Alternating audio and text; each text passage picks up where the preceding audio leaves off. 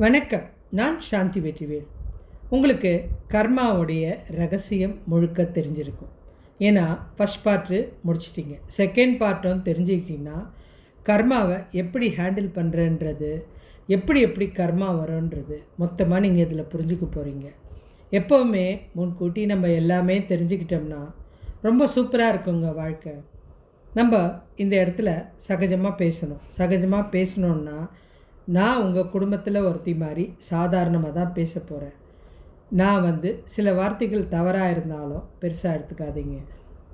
இப்போ நம்ம முதல் விஷயத்தில் நல்லா ஒன்று பார்த்துக்கிட்டோம்னா, அந்த திருதராஷ்டருக்கு கண் இல்லை, அது போன பிறவியோட பாவம். அதுக்கு 100 குழந்தை இறந்தாங்க. அவர் அப்படி அவ்வளோ பெரிய தப்பு என்ன பண்ணியிருப்பார்? இதெல்லாம் யோசித்து பார்த்து நம்ம ஏதோ பண்ணியிருக்காரு அப்படின்னு நினச்சிருப்போம். ஆனால் இன்றைக்கி முழுக்க அந்த கதையை கேட்ட அப்புறம் உங்களுக்கு ஒவ்வொரு விஷயமும் அழகாக புரிஞ்சிருக்கும். யோசித்து பாருங்களேன், ஒரு குழந்தைக்கு நம்ம இவ்வளோ தவம் இருக்கணும், ஆனால் இவர் 100 குழந்தை பெற்றுக்கிறதுக்கு எவ்வளோ தவம் இருந்துக்கணும். அதனால தான் இந்த விஷயம் நடக்கிறதுக்கு இவ்வளோ காலம் ஆச்சு. 75 பிறவி தேவைப்பட்டது. ஒரு விஷயம் நம்ம வாழ்க்கையில் நடக்குதுன்னா அது கண்டிப்பாக ஏதோ ஒரு காரணம் இல்லாமல் நடக்கிறது இல்லைங்க. இப்போ உங்களுக்கு நிறைய கேள்வி இருக்கும். இந்த பகுதியில் என்ன பார்க்க போகிறோன்னா, கர்மான்றது கால சுழற்சி. கர்மான்றது வெறும் கணக்கு இல்லைங்க. இது எத்தனை விதத்தில் நம்மளை பாதிப்பை தருது அப்படின்றத முழுமையாக கண்டிப்பாக தெரிஞ்சுக்கணும். நிறைய பேருக்கு ஒரு சந்தேகம் இருக்குது. நான் இந்த பிறவியில் நல்லதை தாங்க செய்கிறேன், ஏங்க எனக்கே இருக்குங்க, நான் எதுக்குங்க துன்பப்படுறேன்? போன பிறவியில் என்ன நடந்தது எனக்கு தெரியாது, ஏன்னா அது நான் மறந்தே போயிட்டேன். போன பிறவியே என்னன்னே தெரியாது. அதுக்கு எங்கே இந்த கடவுள் இந்த பிறவியில் தண்டனை கொடுக்குது? ஏன்னா இந்த பிறவியில் செய்கிறதையே நம்ம மறந்து போய் திரும்ப திரும்ப தவறை செஞ்சுக்கிட்டு இருக்கோம். போன பிறவின்றது நம்மளுக்கு எப்படி வரும்? அதனால் நமக்கு இது புரியல. எனக்கு எதுக்கு இந்த தண்டனை? இது எப்படி நமக்கு கர்மாவாக வருது? இந்த விஷயத்தை தான் நம்ம தெரிஞ்சுக்கணுன்னா பல யுகங்கள் கடந்து இதற்கு சில அதிரடியான கதைகளை நீங்கள் கேட்க வேண்டி இருக்கும். முதல் கேள்வி, பீஷ்மர் எதுக்காக 58 நாள் படுக்கையில் இருந்தார்? மிகப்பெரிய வீரனான ராவணன் எதற்கு குரங்காக இருந்த ஒரு ஹனுமனால் தன்னுடைய நாடு இழந்து அழிஞ்சு போகிற அளவுக்கு ஆச்சு? அர்ஜுனனுடைய மகன் அபிமன்யு இருந்ததுக்கு காரணம் என்ன? அதுவும் 16 வயசில். கடைசியாக கண்டிப்பாக எல்லாருக்கும் இருக்கிற சந்தேகம்தான் எனக்கும் இருந்தது. கர்ண ஊருக்கே வாரி வாரி கொடுத்த வள்ளல் வீரனாக இருந்தோம், எதுக்காகங்க போர்க்களத்தில் அத்தனை சிரமப்பட்டு இவ்வளோ கஷ்டத்தோடு இறந்தார்? இந்த கர்மாவோட ரகசியம் என்னங்க?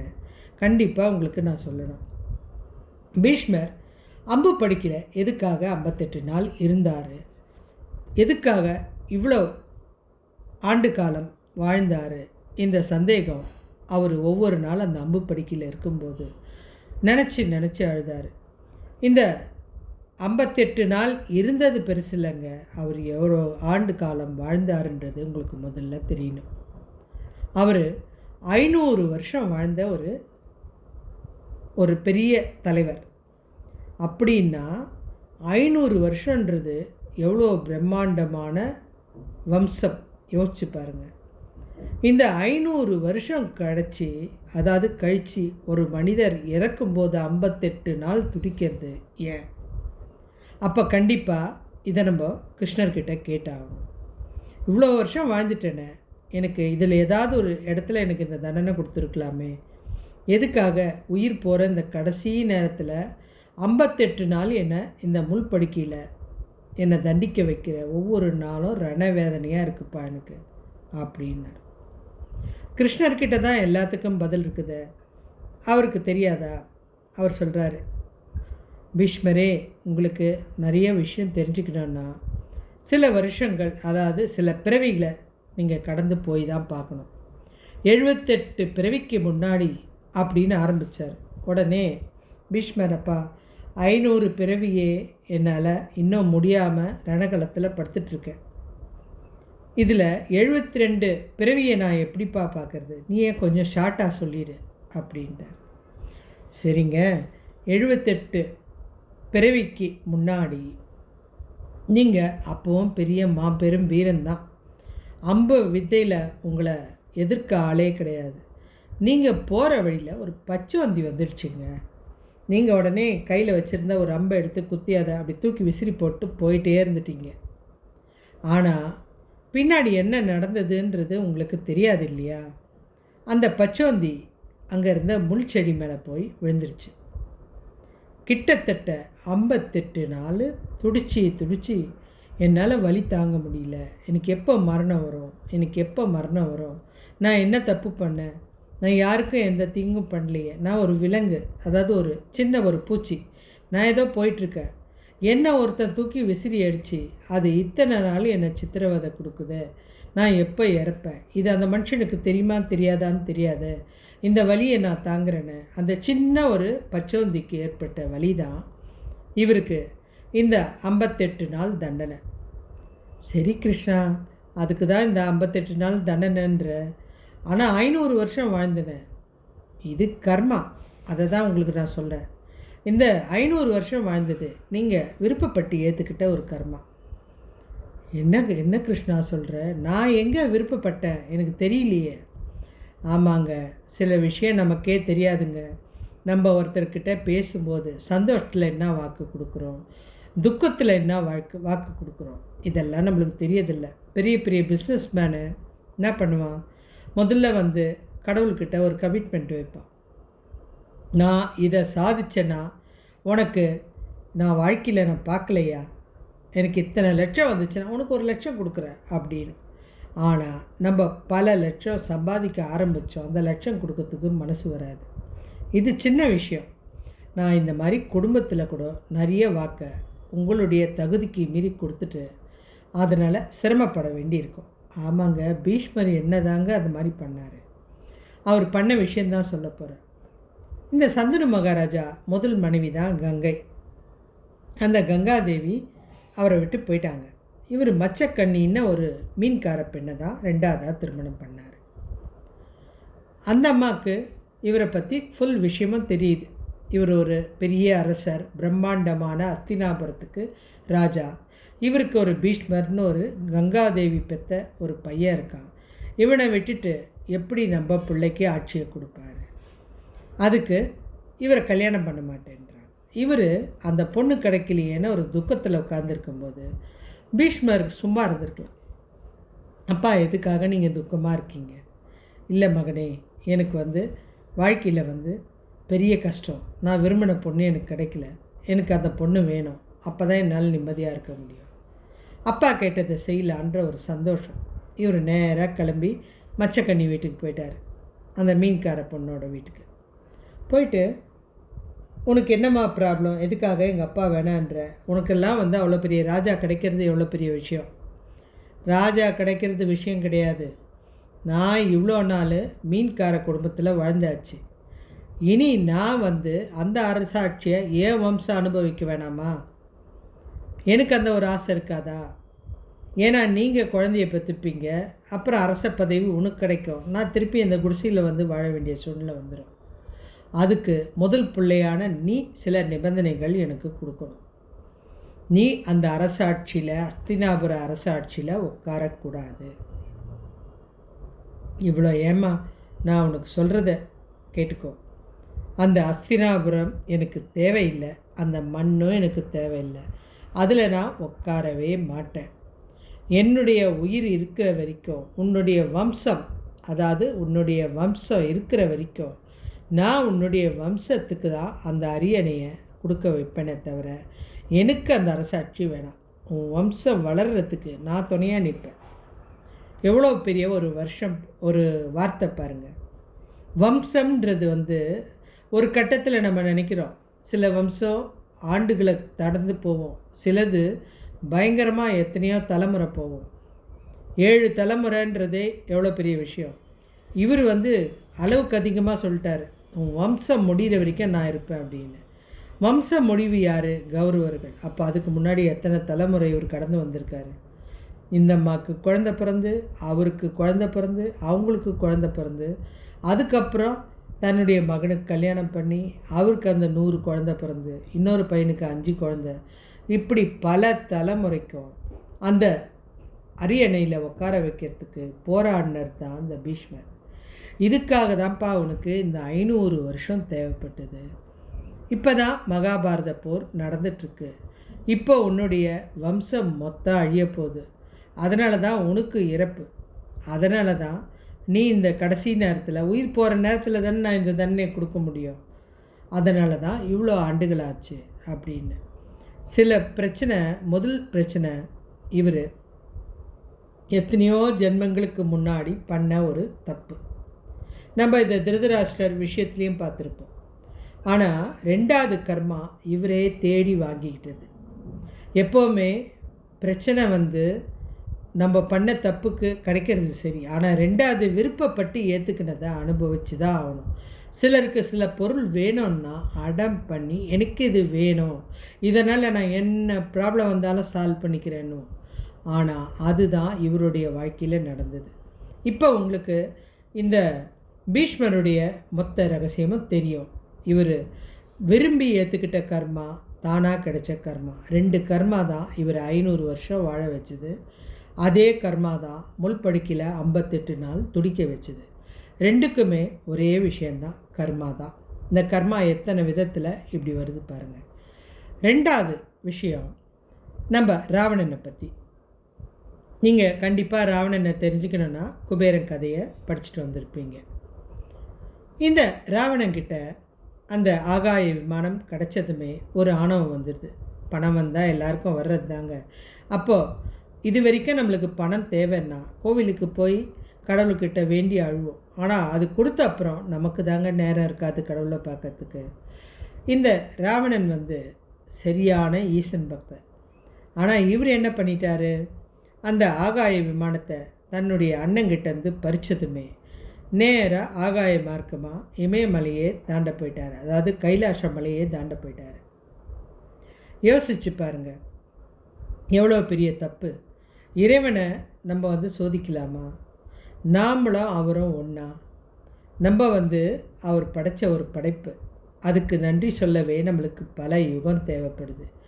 ஆனால் கொஞ்சம் வசதி வந்ததுமே கடவுளை அப்புறம் பார்த்துக்கலாம் அப்படின்ற ஒரு அலட்சியம் நம்ம மனசில் வந்தது தான் இந்த ராவணனுக்கு வந்தது. என்ன பண்ணார், அந்த ஆகாய விமானத்தில் அந்த கைலாசத்தை தாண்டினார். கைலாசத்தை காவல் காக்கிறது யார்? நம்ம நந்தி தேவர் தான். அவர் அந்த கைலாசத்தை காவல் காக்கும்போது சொல்கிறாரு, ராவணா நீ தப்பு பண்ணுற, நீ ஈசன் பக்தன் தானே. ஏன்னா எப்போவுமே நம்ம ஒரு தப்பு பண்ணும்போது எதிர்க்க நிச்சயமாக 4 குரல் கேட்கும், தப்புப்பா பண்ணாதேன்னு. ஆனால் நம்மளுடைய ஆணவம் கண்ணை மறைச்சி நீ யார் சொல்கிறதுக்கு நான் ஏன் கேட்கணும்னு தோணும். அதுதான் இந்த ராவணனுக்கு தோணுச்சு. நான் எதை வேணாலும் கடந்து போவேன், எனக்கு கீழே தான் ஈசன் அப்படின்னு. ஏன்னா ஆகாய விமானத்தில் போகிறார்ல அப்படின்னு சொல்லிட்டார். இந்த நந்தி பகவானுக்கு கோபம் வந்துருச்சு. நீ அளவுக்கு அதிகமாக பேசுகிற, தப்பு. ஈசனை அந்த அளவு பேசக்கூடாது. உன் வாழ்க்கைக்கு அவர் தான் ரொம்ப முக்கியம். உனக்கு எவ்வளோ சக்தியும் ஆற்றலாம் கொடுத்துருக்காரு, நீ நல்ல வழியில் பயன்படுத்து. இவ்வளோ ஏன்பா, உனக்காக அவருடைய ஆயுதத்தையே உன் கையில் கொடுத்துருக்காரு. உன்னை எவ்வளோ பிரியப்பட்டு இருந்தால் ராவணேஸ்வரன்ற பட்டத்தை கொடுத்துருப்பாரு. இவ்வளோ சக்தி இருந்தோம் நீ ஈசனை இவ்வளோ கேவலப்படுத்தக்கூடாது அப்படின்னு. என்னோட விருப்பம், நான் என்ன வேணாலும் பண்ணுவேன். நீ எனக்கு அறிவுரை சொல்லக்கூடிய தகுதி கிடையாது. முதல்ல உன் மூஞ்ச பாரு, குரங்கு மாதிரி இருக்க. நீ எனக்கு அறிவுரை சொல்லாமா? ஒருத்தரை திட்டுறதுக்கு முன்னாடி யோசிக்கணும். சில விஷயங்க நம்ம சிலரை கேவலப்படுத்துவோம். நான் சொல்கிறேன்னு தப்பாக எடுக்காதீங்க. அந்த கேவலப்படுத்தியிருப்போம். ஆனால் சில ஆண்டு காலம் கழிஞ்சு நம்ம குடும்பத்திலேயே அந்த கேவலத்தை சந்திக்க வேண்டி இருக்கும். இதுக்காக தான் யாரையுமே நம்ம குறை சொல்லக்கூடாது. நம்ம வழி வேறங்க, நம்ம போயிட்டே இருக்கலாம். இந்த குரங்கு மூஞ்சியை வச்சுட்டு என்கிட்ட சொல்லாதன்னு, என் முகத்தை பார்த்தா உனக்கு அப்படி தெரியுதா? உனக்கு என் முகம் உனக்கு அவ்வளோ கேவலப்படுத்துதா? என்னை கேவலப்படுத்துறதான்னு நினச்சி உன்னை அசிங்கப்படுத்திக்காத. இதே கேவலமான முகத்தால் தான் நீ உன்னுடைய ராஜ்யமே இழந்து சாம்பலாக போக போகுதுன்னு ஒரு சாபத்தை வாங்கிட்டார். இதுக்கப்புறம் உங்களுக்கு தெரியும், அந்த வாகனத்தில் போய் சீதையை கடத்தி ஹனுமனால் இறந்தார். ஹனுமனுடைய இன்னொரு அவதாரம் யார் உங்களுக்கு தெரிஞ்சிருக்கும். ஈஸ்வரன் தான் விரும்பி ஹனுமனுடைய அவதாரம் எடுத்துகிட்டு ராமர் கூட வந்தார். ஏன்னா அவருக்கு அந்த அவதாரம் பிடிச்சிருந்தது. அதுக்காக ஈசன் விரும்பி ஏற்றுக்கிட்ட அவதாரம் தான் இந்த ஹனுமன் அவதாரம். அப்போது ஈசனே தான் இந்த உருவத்தில் வந்து இந்த லங்கையையே அழித்தார். இது ஒரு பெரிய விஷயம். ஒருத்தர் பண்ணுற தவறுக்கு கண்டிப்பாக நம்ம என்ன பண்ணுறோன்னு தெரியாமல் பண்ண ஒரு தப்புக்காக அவன் சிறந்த வீரனாக இருந்தாலும் சூராதி சூரனாக இருந்தாலும் இந்த தண்டனை எவ்வளோ பெரிய ஆபத்தான தண்டனை. இது இவனுடைய கர்மா. இப்போ உங்களுக்கு பீஷ்மரையும் தெரிஞ்சிச்சு, ராவணனையும் தெரிஞ்சிச்சு. அடுத்தது அபிமன்யுவை பற்றி சொல்லணும். எதுக்காங்க 16 வயசான இந்த குழந்தை இறந்தது? நம்ம சில ரகசியம் நமக்கு தெரியாது. சில குழந்தைகள் பிறக்கும்போதே இறக்குது. நம்ம உடனே திட்டுவோம், உன்னுடைய நேரம் சரியில்லை, அதான் குழந்தை பிறந்ததுமே இறந்துடுச்சு. கிடையாதுங்க. அந்த குழந்தை ஏதோ ஒரு செயலை செய்யறதுக்கு தான் இந்த பூமிக்கு வந்துட்டு போச்சு. இல்லை அந்த குடும்பத்துக்கு ஏதோ உணத்தை தான் வந்துட்டு போச்சு. சில குழந்தைகளை 25 வயசில் பறி கொடுக்க வேண்டியிருக்கும். சிலர் திருமண புதிதில் தன்னுடைய வாழ்க்கையை இழக்க வேண்டியிருக்கும். இந்த மாதிரி நிறைய விஷயம் உலகத்தில் நடக்கிறதுக்கு பின்னாடி ஒரு ரகசியம் இருக்குங்க. இதுக்கு நம்ம அபிமன்யுடைய கதை இருக்குது. எதுக்காக 16 வயசில் இவர் இறந்தார்? இவர் கதையை சொல்கிறதுக்கு முன்னாடி இதே மாதிரி ஒரு விஷயம் முன்னாடி நடந்திருக்கு. நம்ம இந்த சந்தனு மகாராஜா கங்கையை விட்டு விலகினாருன்னு சொன்னேன்ல, அதுக்கு காரணம் இருக்குது. கங்கை வந்து இந்த சந்தனு மகாராஜாவை பார்க்கும்போது ரொம்ப பேரழகியாக இருந்தாங்க. அவர் கல்யாணம் பண்ண கேட்கும்போது அந்த அம்மா சொன்னாங்க, நான் கல்யாணம் பண்ணுறதுல ஆட்சேபனையே இல்லை, ஆனால் நான் செய்ய போகிற எந்த செயலியும் ஏன் எதுக்குன்னு மாத்திரம் நீங்கள் கேட்கவே கூடாது அப்படின்ட்டாங்க. அவருக்கு பொண்ணு கிடச்சா போதும் அப்படின்னு நினச்சிட்டு நிச்சயமாக நான் கேட்க மாட்டேன்ட்டார். இவங்களும் கல்யாணமானவொடனே முதல் பிரசவத்தில் பிறந்த குழந்தைய கொண்டு போய் கங்கையில் வீசி எறிஞ்சிட்டு வந்துட்டாங்க. 2வது பிரசவத்தில் பிறந்த குழந்தையும் கங்கையில் வீசி எறிஞ்சிட்டு வந்துட்டாங்க.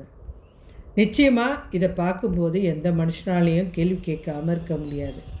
ஆனால் இந்த சந்தனு மகாராஜா அமைதியாக இருந்தார் 7 குழந்தை வரைக்கும். ஆனால் ஒரு கட்டத்துக்கு மேலே பயந்தே போயிட்டார். 8வது குழந்தைய தூக்கிட்டு போகும்போது பின்னாடியே ஓடினார். 8வது குழந்தை யாருங்க? நம்ம பீஷ்மர் தான். அம்மா ஒரு நிமிஷம் தயவுசெய்து எனக்கு இந்த விஷயத்தை சொல்லு, எதுக்காக இந்த 7 குழந்தைய உடனுக்குடனே போட்டு இறக்க வச்சேன்? தேவ ரகசியத்தை தெரிஞ்சிக்கக்கூடாதுன்னு சொன்னேன். எதுக்காக என்னை கேட்டேன்? இதுக்கப்புறம் நான் அவங்க கூட வாழ முடியாது. இல்லை, இந்த 8வது குழந்தை மாத்திரம் இது நான் உங்களுக்கு தரேன், ஆனால் கொஞ்சம் காலம் கழித்து தேவைப்படும் போது தான் தருவேன், இப்போ தரமாட்டேன். ஆனால் இந்த கேள்வி கேட்ட தெரியுமா, இதுக்காக இனி நான் அவங்க கூட வாழ மாட்டேன், இந்த விஷயத்தை கேட்டுட்டு நீ போ அப்படின்ட்டாங்க. என்னன்னா, தேவர்கள் ஒரு 8 பேர் இருந்தாங்க. அந்த 8 பேரில் ஒரு தலைவனும் ஒருத்தர் தான். 7 பேர் தேவர்கள், 8ஆவதாக இருந்தவர் ஒரு தலைவர். இவங்க 8 பேரும் ஒரு முனிவருடைய ஆசிரமத்தில் காமதேனு பசு இருந்தது. அதை எப்படியாவது முனிவருக்கு தெரியாமல் சூறையாடணும் அப்படின்னு அந்த தலைவர் இருக்கார் இல்லையா, அவர் தான் இந்த ஸ்கெட்ச் போட்டு கொடுக்குறாரு. நீங்கள் 7 பேரையும் இப்படி போய் அப்படி திரும்பி இந்த பசுவை தூக்கிட்டு வந்துடுங்க, மீதியை நான் பார்த்துக்கிறேன் அப்படின்ட்டார். இந்த 7 பேரும் அவருடைய ஆலோசனைப்படி அந்த பசுவை தூக்கிட்டு வந்துட்டாங்க. இந்த விஷயம் தெரிஞ்ச அந்த முனிவர் தவத்திலேருந்து கண் விழிச்சதுமே 8 தேவர்களும் பண்ண தப்புக்காக நீங்கள் பூலோகத்தில் போய் மனுஷனாக துன்பப்பட்டுட்டு வாங்க அப்படின்ட்டார். தேவர்கள் 8 பேரும் கதறி அழ ஆரம்பிச்சிட்டாங்க. ஏன்னா ராஜ வாழ்க்கையிலேருந்து நரக வாழ்க்கைன்றது தான் மனுஷ வாழ்க்கை. இதை எப்படிங்க நாங்கள் ஏற்றுக்கிறது? எங்களுக்கு ஏதாவது ஒரு சின்ன ஒரு சொல்யூஷனாவது சொல்லுங்கள். நாங்கள் தெரியாமல் தப்பு பண்ணிட்டோம். இது கண்டிப்பாக ஒரு தாய் நினச்சாதான் குழந்தைய காப்பாற்ற முடியும். இவங்க 8 பேரும் வந்து வணங்கி நின்னது கங்காதேவி கிட்ட தான். அம்மா, எங்களுக்கு இந்த மாதிரி தண்டனை கிடச்சிடுச்சு, நீ தான் எங்களை காப்பாற்றணும். சரிப்பா, நானே உங்களுக்காக ஒரு பெண்ணாக உருவெடுக்கிறேன். சந்தனு மகாராஜா கண்ணில் படுற மாதிரி இருக்கேன். நீங்கள் எனக்கு உடனுக்குடனே குழந்தையாக நீங்கள் உருவெடுத்துட்டிங்கன்னா உடனுக்குடனே உங்களை அழிச்சிடுறேன், நீங்கள் திருப்பியும் தேவலோகம் போயிடலாம் அப்படின்னு. அதனால தான் இந்த குழந்தைகளை உடனுக்குடனே அழிக்க வேண்டி வந்துச்சு அப்படின்னு. அப்போ அவர் கேட்குறாரு, இந்த 8வது குழந்தை எதுக்காக நீ கொல்லலை? முதல் காரணம் நீ தடுத்தது. அடுத்தது இந்த 7 பேருக்கு ஸ்கெட்ச் போட்டு கொடுத்ததே இந்த 8வது குழந்தை தான். தப்பு செய்கிறவனை விட செய்ய தூண்டுறவங்க ரொம்ப ஆபத்தானவங்க. அதை தான் இந்த குழந்தை பண்ணுச்சு.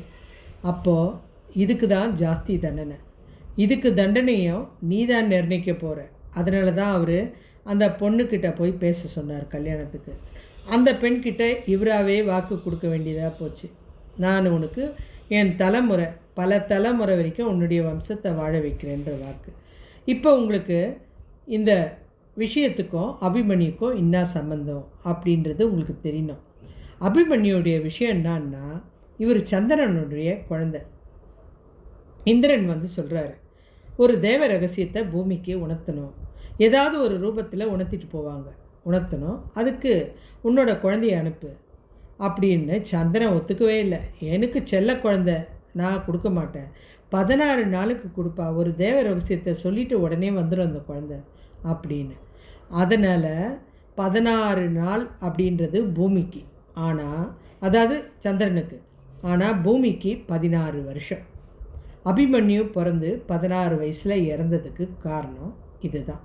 சரி, அபிமன்யு அப்படி என்ன ரகசியத்தை சொன்னார்? அவர் தன்னுடைய அம்மாவுடைய வயிற்றில் இருக்கும்போது இறைவன் சொன்னதெல்லாம், அதாவது அந்த சக்கர வியூகத்தில் எப்படி போனோன்றத இறைவன் சொன்ன விஷயம்லாம் அந்த கருவில் இருந்த குழந்தை கேட்டுது. சொல்லி அந்த குரலை வச்சு கேட்டுது. ஃபுல் ரகசியம் தெரிஞ்சுட்டு அந்த குழந்தை பிறந்ததுமே அதை யாரும் சொல்லி கொடுக்காமையே சாதிச்சுது. அந்த ரகசியந்தாங்க இன்றைக்கு வரைக்கும் சயின்ஸில் மாசமாக இருக்கிற தாய்மார்களுக்கு இந்த தகவலை அடிப்படையில் தான் நல்ல விஷயங்களை சொல்கிறாங்க. அந்த குழந்தை ஒரு சிங்கர் ஆகணுன்னா பாட்டை பற்றி பாடுறாங்க, அந்த ரகசியத்தை பற்றி பேசுகிறாங்க. அந்த குழந்தைக்கு எப்போவுமே சங்கீதத்தை கொடுக்குறாங்க. அது எந்த ஆற்றலோடு வரணுமோ அது வயிற்றில் இருக்கும்போது இந்த விஷயத்தை நம்ம நிறைய பண்ணோம்னா அந்த குழந்தைக்கு அது புரிஞ்சிட்டு அது வளர்ந்த அப்புறமே அது அதான் மாறும். இன்னொன்றும் சொல்கிறேன், குழந்தை வயிற்றில் இருக்கும்போது ஒரு தாய் துன்பப்பட்டாலும் அந்த குழந்தை வளர்ந்ததும் ஏதோ ஒரு துன்பமாகவே தான் இருக்கும். அதனால் நிறை மாத கர்ப்பிணிகள் வயிற்றில் இருக்கும்போது குழந்தை நல்ல விஷயத்தை பேசணும், வேதங்களை கேட்கணும், நல்ல செயலை செய்யணும். இதுதான் விஷயம். அந்த நேரத்தில் அந்த பெண்களை துன்பப்படுத்தவும் கூடாது. ஒரு கருவுக்கு இவ்வளோ ஆற்றல் இருக்குதுன்ற ரகசியத்தை அன்னைக்கே கடவுள் அபிமன்யு மூலம் சொல்லிட்டு போயிட்டார்.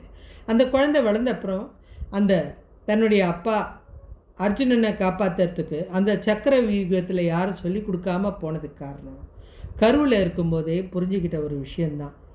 இது உங்களுக்கு நல்லா புரிஞ்சிருக்கும். இதே தான் நம்மளுடைய இரண்யன், அதாவது குழந்தை இருந்துச்சு இல்லையா, இரண்யன் பெற்ற குழந்தை, அந்த குழந்தை கூட அந்த பிரகலாதன் கூட கடைசி வரைக்கும் அந்த ராமநாமத்தை தான் கேட்டார், நாராயண நாமத்தை தான் கேட்டார். அவர் கடைசி வரைக்கும் வளர்ந்த அப்புறம் அந்த நாமத்தை தவிர வேறு எதுவுமே அவர் மைண்டில் போகல. இது தாங்க இந்த கர்மா ரகசியம். இப்போ இந்த குழந்தை நல்லது தானே சொல்ல வந்தது, அது சொல்லிடுச்சு, அது வேலை முடிச்சிடுச்சு, கிளம்பிடுச்சு. அதனால் எல்லா இறப்புக்கு பின்னாடி ஒரு நல்லது இருக்குது. இப்போ கர்ணனை பற்றி நம்ம பார்க்க போகிறோம். கர்ணனுடைய இறுதி காலத்தில் குறைவில்லாத தர்மம் செய்த இவனது தேர்க்களத்தில் செக்கினதுக்கு கற்ற விதை மறந்து போனதுக்கு காரணம் அவர் பரசுராமர்கிட்ட பொய் சொல்லி வித்தையை கற்றுக்கிறது தான்.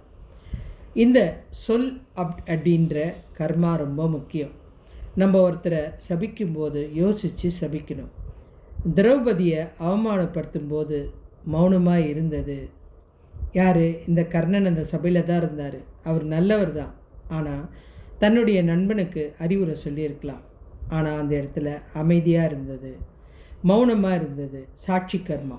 முதல் கர்மா சொல் கர்மா, குருக்கிட்ட பொய் சொல்லி கற்றுக்கினது. ரெண்டாவது மௌனமாக இருந்தது, சாட்சி கர்மா. 1000 தான் தான தர்மங்கள் செஞ்சாலும் ஒருத்தன் செய்கிற நீதிக்கு அவன் பதில் சொல்லியே தீரணுங்க. நம்ம கண்ணு முன்னாடி நிறைய பிரச்சனைகள் நடக்கும். ஆனால் நம்ம மௌனமாக பார்த்துட்டு அதுக்கு பதிலும் சொல்லாமல் அதை பற்றியெல்லாம் நம்ம கண்டுக்காத மாதிரி யாரோ பண்ணுறாங்க அப்படின்னு போகிறது கூட தப்பு தாங்க. இதெல்லாம் இந்த பாவம்லாம் தான். இவருடைய புண்ணியம் எவ்வளோ செஞ்சோம், இந்த பாவம் தொலைக்க முடியலங்க. பாவ புண்ணியத்துக்கு எதுக்குமே அதுக்குண்டான தண்டனையை அனுபவித்து தான் ஆகணும். கடவுள்ன்றவர் உங்களுக்கு தீர்ப்பு கொடுக்குற நீதிபதி இல்லைங்க. நீங்கள் கண்ணாடின்னா அந்த பிரபஞ்சமும் கண்ணாடி. நீங்கள் எதை காட்டுறீங்களோ அதை உங்களுக்கு அது திருப்பி காமிக்குது. நீங்கள் அன்பை செலுத்தினா அது திரும்பவும் அன்பத்தை காமிக்குது. வன்மத்தை செலுத்துனீங்கன்னா அது வன்மத்தை காமிக்குது. இந்த கர்மாக்கள் என்பது போன பிறவி கணக்கு இல்லைங்க. இது காலத்தோட சுழற்சி. நிறைய விஷயங்க நமக்கு இது தெரியாது. ஆனால் இந்த காலம் அதை கணக்கெடுத்து வச்சுருக்கோம். ஒரு விஷயத்தையும் நோட் பண்ணி அது உங்களுக்கு கரையிறதுக்கு தான் உதவி பண்ணுது. இதை நம்ம நடக்கும்போது கடவுளை திட்டக்கூடாது. நான் பண்ண ஏதோ ஒரு தவறு கண்டிப்பாக இதை எனக்கு கொடுக்குது. சும்மா எந்த கடவுளும் தண்டனை கொடுக்கல. இதை நம்ம உணரணுங்க. நிறைய பேருக்கு தெரிய மாட்டேங்குது சில விஷயங்கள். இப்போ நீங்கள் ஒரு இதில் ஒரு சின்ன விஷயம் சொல்கிறேன் பாருங்களேன். நம்ம என்னங்க கர்மா பண்ணோம். இப்போ நான் உங்களுக்கு தெரியாத ஒரு ரகசியம் சொல்கிறேன். அதாவது இந்த ஆன்மீகத்தில் இல்லாத, நம்ம ஜாலியாக ஒரு டூர் போகிறோம். போகிற இடத்துல ஒரு தண்ணி பாட்டிலில் தண்ணியை கொடுக்குறோம். தண்ணியை குடிச்சிட்டு அந்த பாட்டிலை தூக்கி, பிளாஸ்டிக் பாட்டிலாக இருந்தாலும் நம்ம போனது டூருக்கு மலைப்பகுதி, அங்கே தூக்கி வீசி எரிஞ்சிட்டு வந்துட்டோம். அங்கே திடீர்னு ஒரு நிலநடுக்கமோ பாறையோ விழுந்து அந்த பாட்டில் ஏடாகுடமாக உடஞ்சி மண்ணில் குத்திக்கிட்டு நிற்குதுன்னு பாருங்கள். நீங்கள் பண்ணல, நீங்கள் போட்டு வந்துட்டீங்க. அதுக்கப்புறம் அந்த இடத்துல ஒரு யானை நடக்க வேண்டி வந்துச்சுன்னா அந்த யானை தெரியாமல் அதனுடைய காலால் அந்த பாட்டிலை மிதிச்சிட்டா. ஏன்னா அந்த இடத்துல யாருமே இல்லை. பாட்டிலை மிதிச்சிட்டா அதில் இருக்கிற அந்த கண்ணாடி அது காலில் பட்டவனே நிச்சயமாக வலிக்காதுங்க. ஏன்னா அதோட கால் எத்தனையோ உயரமான குஷன் போல் இருக்கிற ஒரு பகுதியே இருக்கிறது. அது உள்ளே போயிடும். இதுக்கப்புறம் கிட்டத்தட்ட ஒரு 6 மாதம் அந்த யானைக்கு அந்த காலில் இருக்கிற அந்த பாட்டிலே தெரியாதுங்க. அது பல காலம் நடந்து அது கொஞ்சம் கொஞ்சமாக உள்ளே போய் ஆழ போயிட்டு அது செப்டிக் ஆகி திடீர்னு ஒரு நாள் நல்லா நடந்துட்டு இருந்த யானை தன்னால் உட்காந்துக்கும்.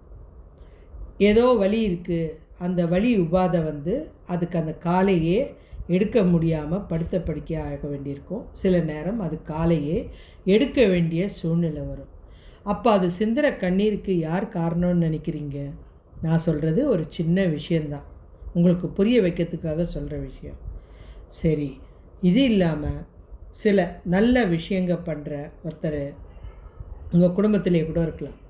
நிறைய நல்ல விஷயம் பண்ணியிருக்கலாம். ஆனால் உங்கள் கண்ணால் நீங்கள் பார்க்கல.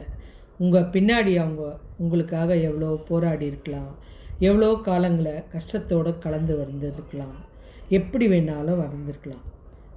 அந்த மனுஷனை பற்றி தெரியாமல், அவங்க எப்படி இந்த நிலைக்கு வந்தாங்கன்னு தெரியாமல் அவங்கள கேவலப்படுத்துறதும் ஒரு வகையில் கர்மாவுக்கு துணை போகிறது தான். அந்த மனிதர் அதை துடித்து அழும்போது, நான் பட்ட கஷ்டம் உனக்கு தெரியாது, ஆனால் இன்றைக்கி என்னை கேவலப்படுத்திட்டேன். அந்த ஒரு நிமிஷம் நினைப்பு உங்கள் வாழ்க்கையே மாற்றி போடுங்க.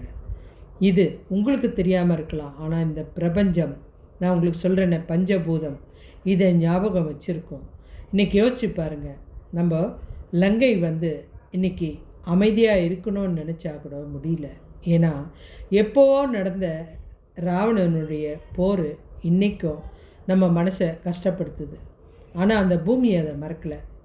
இந்த மாதிரி ஒரு விஷயமும் நிறைய விஷயம் இருக்குதுங்க இந்த உலகத்தில். நம்ம இதெல்லாம் தெரியாமல், இந்த ரகசியெல்லாம் புரியாமல் நம்ம வாழ்ந்துட்டுருக்கோம்.